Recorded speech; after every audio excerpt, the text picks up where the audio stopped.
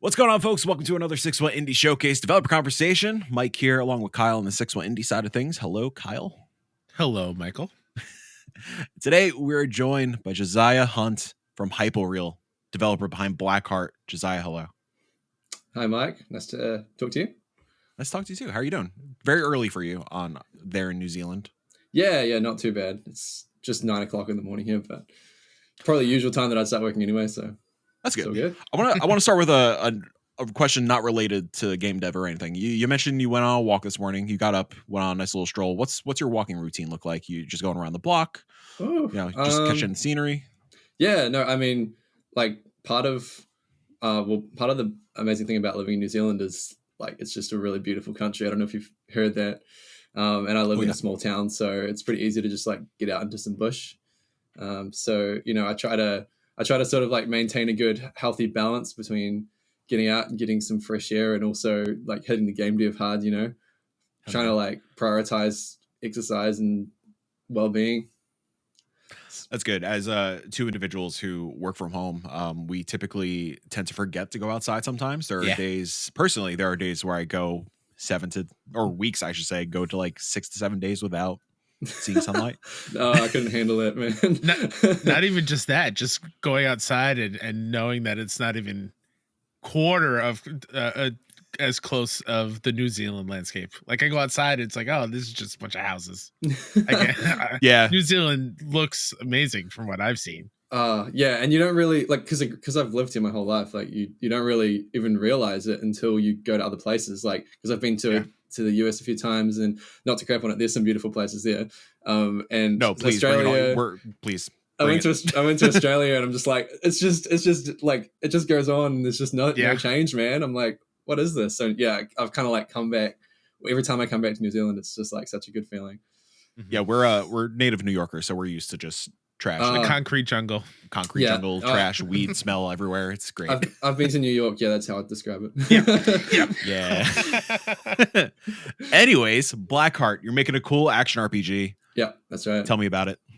Okay, yeah. So I describe Blackheart as a dark fantasy action RPG based around. It's quite narrative heavy, so it's based around this royal family called the Blackhearts, and in this world, they're super powerful, super influential, but also just totally dysfunctional. So I think kind of like, I guess like kind of Game of Thronesy in a way, where there's quite like a strong narrative going on. You play as the youngest member of the family, so you're this kid called Azriel, and at the start of the game, you're kind of just like trying to prove yourself to your family. You form this connection with this creature known as an ether spirit, which you might have seen like any of our promo material. It's the big owl-looking thing.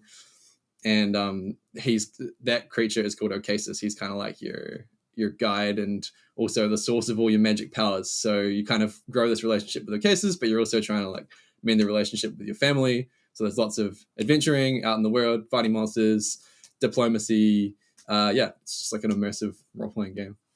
Yeah, it just seems like a very grand epic. Like, not to use like a cliche term, but that's what it feels like. Even just like when I first learned about the game after our initial conversations over Twitter, and obviously after going hands-on with it a little bit, like it just feels so like it has gravitas, Thank you. Yeah, that's kind of what it's trying to do. It's probably a little bit ambitious for my first project, but it was kind of like it's very much a labor of love. Like this game is inspired by some books that I wrote when I was in high school and university. So it's kind of based in this whole like unique original fantasy world. What I'm learning from these interviews, Mike, is that I People wasted are way my more high impressive school than years. we are. Exactly. I wasted my years when I was in high school, because you just say you wrote a book in high school that this game is based off of. I've barely read a book in high school. It's wild. Like the other yesterday, we interviewed a game dev that's part of the show who had to go to his high school classes immediately after we interviewed him. Right. So like it's just wild to see just how talented game devs are in general, and I wanted to talk about like the book process, like what goes into writing a book and how is it different from translating the book into a game.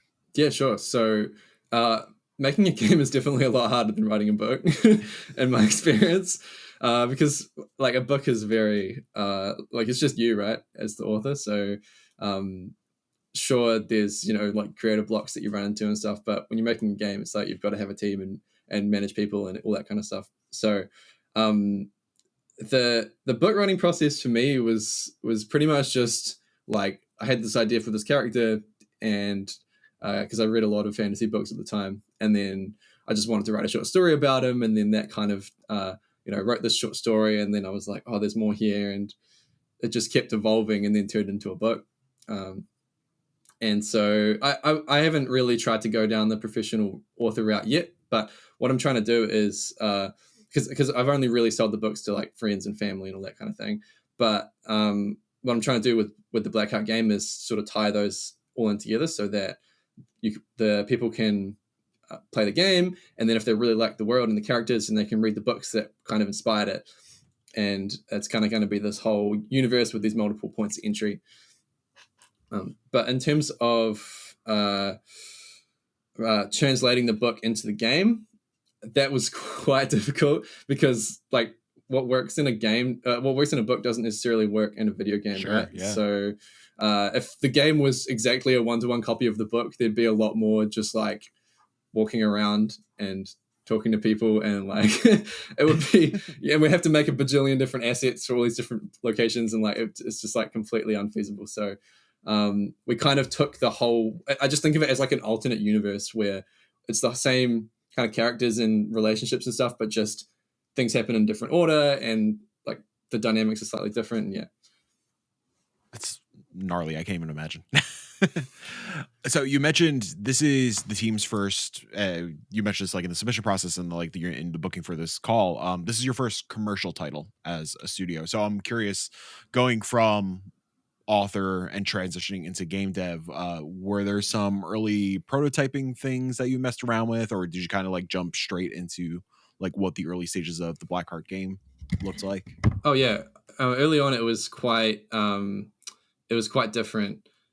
Just to check, there's no sound wave coming up on my voice. Is that okay? Oh, you're good. Okay, cool. All right.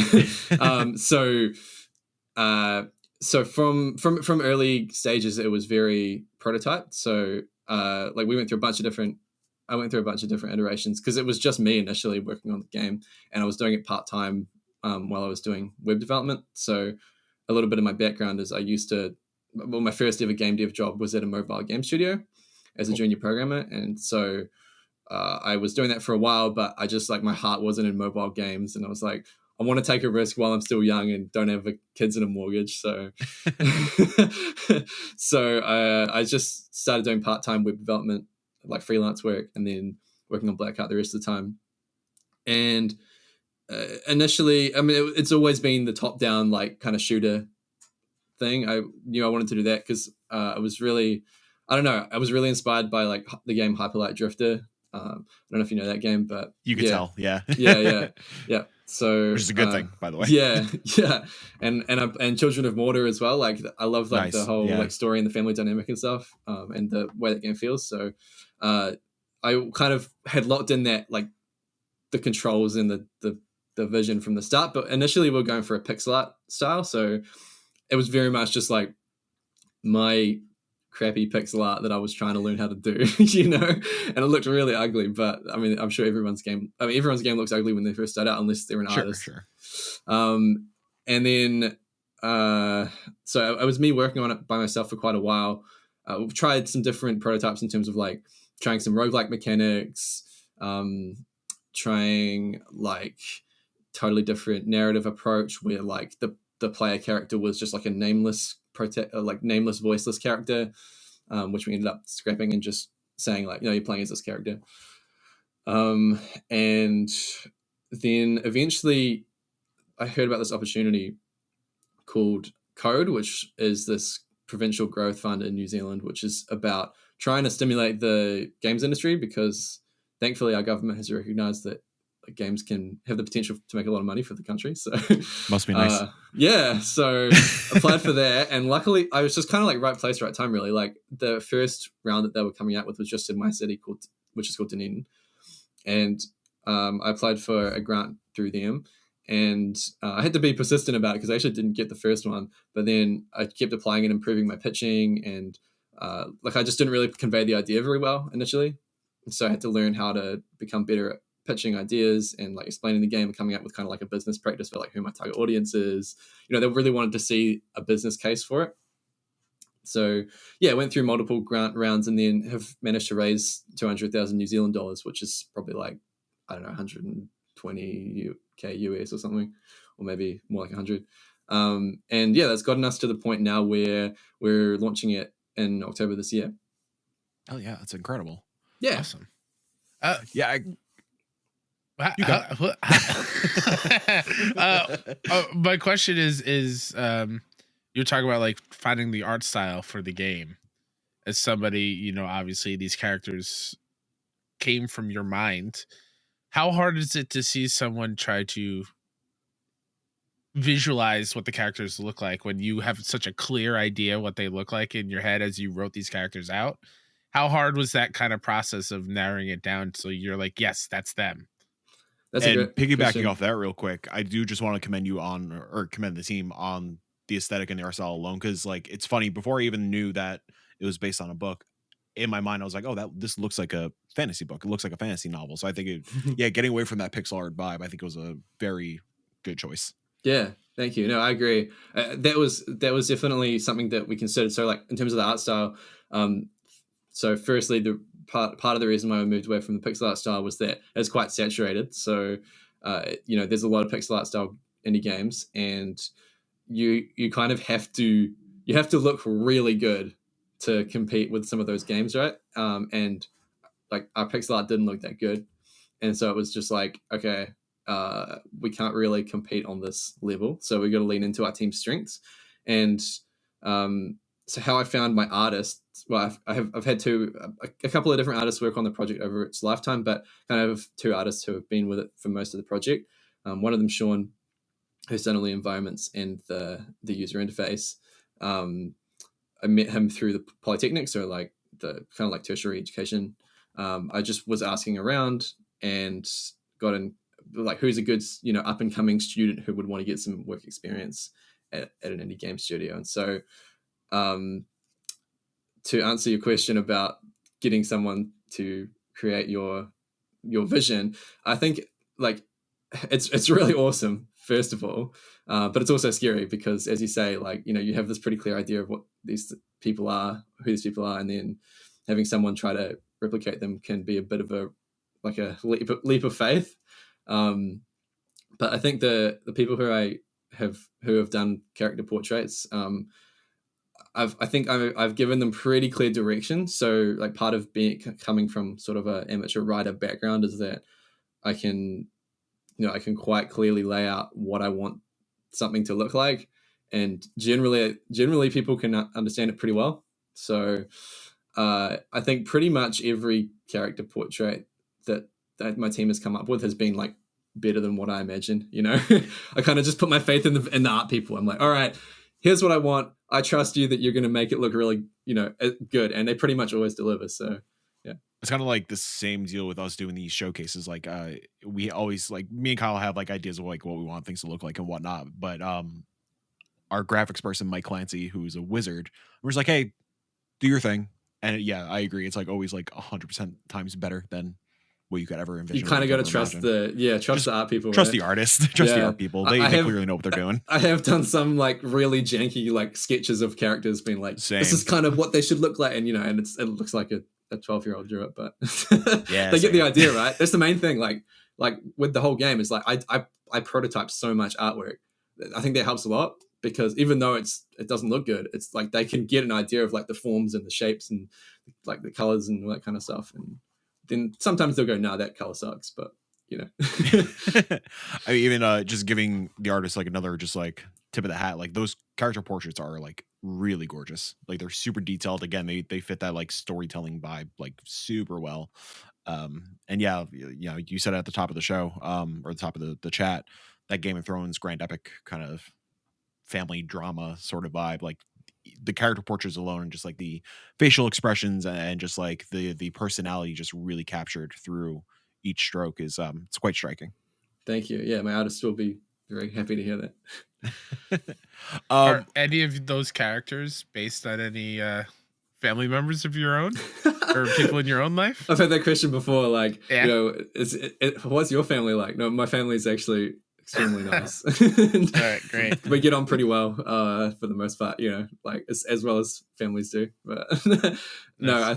I think it, like, you know, all kind of just stemmed from I don't know, just the inherent like drama that's involved when there's like that familial relationship. It's just kind of interesting to me. So yeah, Absolutely.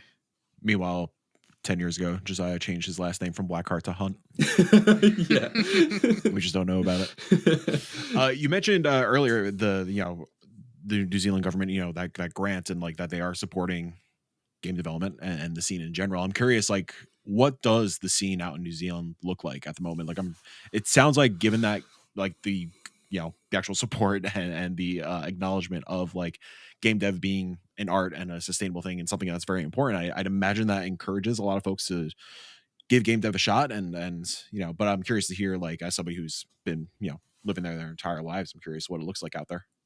Yeah, I mean, there are some really great pathways to get into the industry now, like especially if you want to do a startup, right? Like I mentioned, there's these grants, and there's the industry here is very tight knit. So I go to NZGDC every year, and like, you know, I'm on first name basis with like the biggest CEOs of the biggest New Zealand game companies, right? Like it's pretty awesome. Like you can just go up to them and talk to them, and they're just like there, and they'll give you their time, right? That's kind of the awesome thing about having a small industry. But it's growing really fast as well. That being said, so because there's these new pathways opening up, and especially where I live, Dunedin, even though it's a relatively small city, it's got a massive amount of game developers here.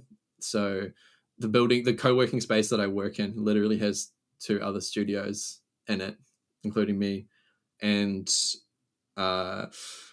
it's just a really good vibe. Although, you know, it is kind of a tricky time at the moment just because of how things are internationally. Like, for instance, we thought that we would. Our plan to launch initially had always been, we'll take this grant money, we use it to get the game sort of like 70-80% of the way there, and then we'll sign a publishing deal, and then we'll get a publisher to fund us to launch.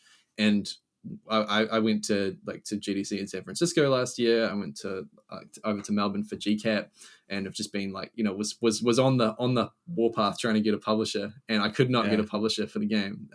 And pretty much every other first time developer who I talk to is in the same boat. It's really hard to get a deal. So we're all just having to go self-publishing route.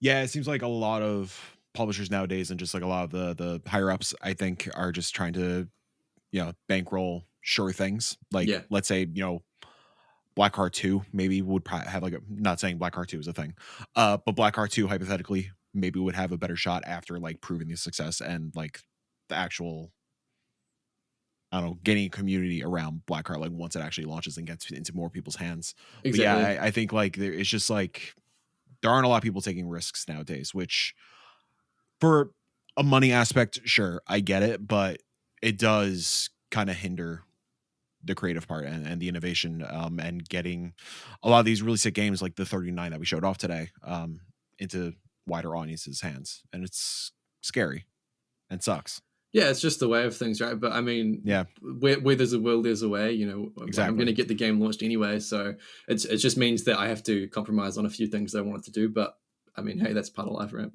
Yeah, exactly. Yeah. We've been asking every interview that we've done this question, and there's no wrong answer, Josiah. So don't feel pressure to answer it completely correctly. What does indie mean to you when you think about indie game dev and developing on the indie side of things? What does it mean to you? Oh, that's a very open question, isn't it? Yeah.